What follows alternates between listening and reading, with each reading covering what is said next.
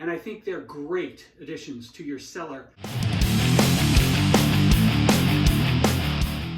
Hey, welcome back to Drinking It In. I am your host, Chris Casara. We are here to help you know more and drink better, and in a couple of my more recent videos on tariffs, I joked around saying, hey, I gotta run out and buy some Spanish wine now before the prices go up. But there's actually some truth to that.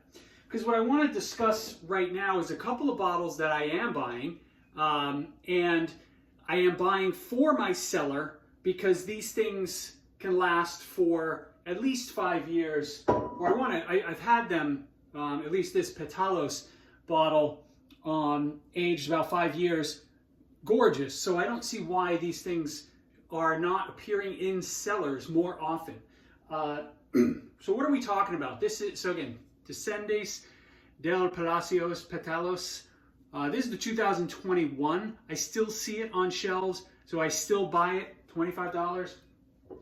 2022s should be coming out momentarily because I did see an offer on one via one of my my mailing lists.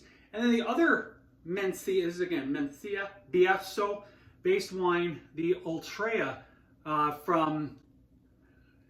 with a Saint Jacques Ultreia from Raul Perez. So Perez, you notice Perez, Palacios, those are two names in the northern Spain regions where you can generally buy safely.